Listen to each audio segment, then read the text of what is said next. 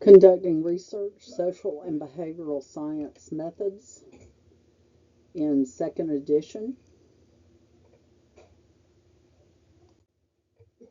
So welcome to Chapter 2.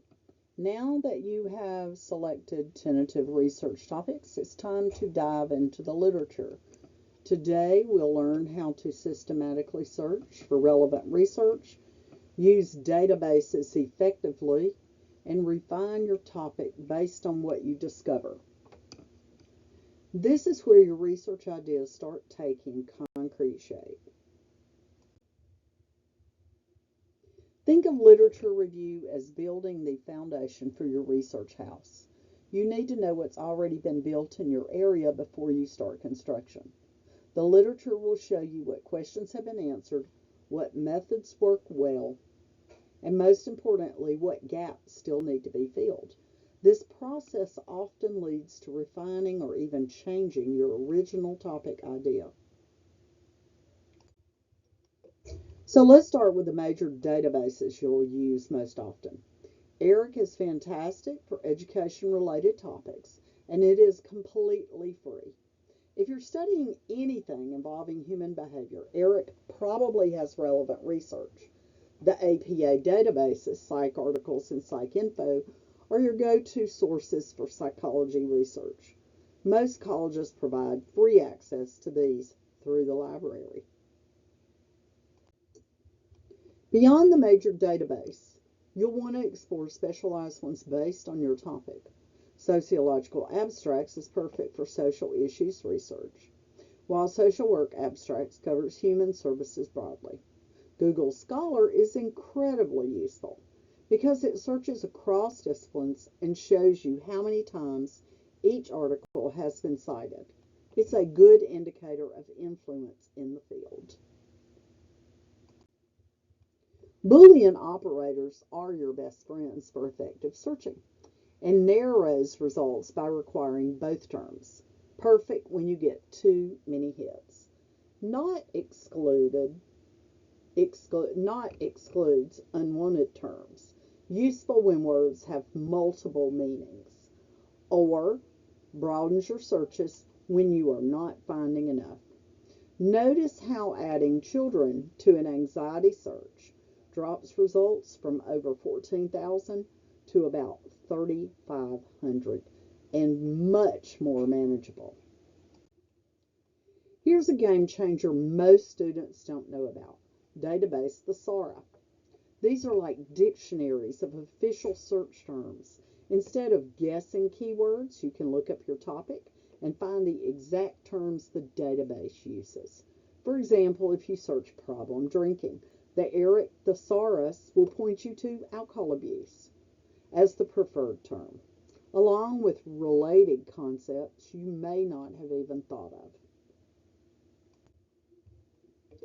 When you're overwhelmed by search results, try limiting your search to titles and abstracts only. Authors carefully choose words for these sections. So if your keyword appears, the article is more likely to be directly relevant.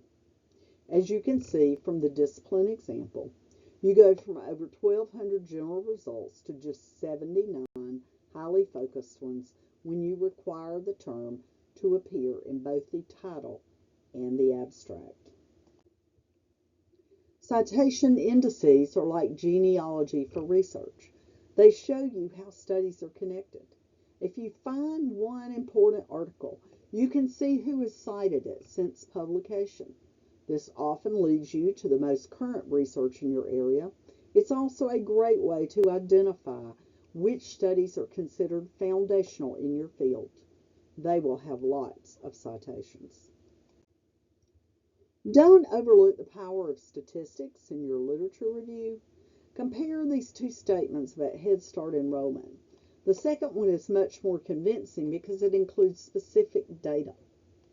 FedStats.gov lets you search by topic across all federal agencies, so you don't have to hunt through individual agency websites. This kind of data can really strengthen your literature review. Always document your search process. This example shows how researchers explained exactly what they did and why. Notice they excluded the term gender because it would bias results towards studies that found gender differences. This kind of transparency helps readers trust your review and helps you avoid repeating unsuccessful searches. Here's a practical tip for managing large amounts of literature. Develop a consistent color coding system as you read. This makes it much easier to find specific information later when you're writing. For example, if you need to define a key term, just scan for your green highlights. If you're looking for gaps in the literature, check your pink highlights for future reference and research suggestions. The literature review often transforms your original topic, and that is normal. In this example, a researcher started studying the relationship between two variables and children, generally. But the literature revealed that this relationship was strong in women, but weak in men, suggesting gender might be important.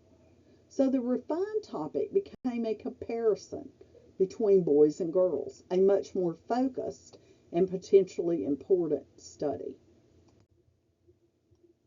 Sometimes the literature review reveals problems with your chosen topic.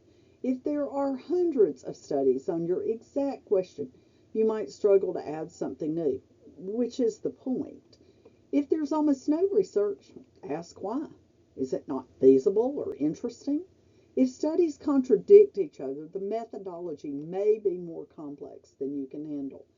These are not necessarily deal breakers, but they're signals to have a conversation with your professor about adjusting your approach. Let's put these skills into practice. This exercise will help you experience how different search strategies produce different results. Pay attention to which combinations give you the most relevant articles, not just the most articles. Document everything. You will use this process for your actual literature review. Aim to find 5 to 10 articles that seem directly related to your topic. Let's review the essential skills from Chapter 2. Effective literature searching is both an art and a science. It requires strategic thinking about databases and keywords, but also systematic documentation and organization. Remember that your topic will likely evolve as you read, and that's a good thing. The goal isn't to find as many articles as possible, but to find the most relevant ones that help you understand your research area. Next week, we'll learn how to turn this collection of articles into a coherent literature review that sets up your research study.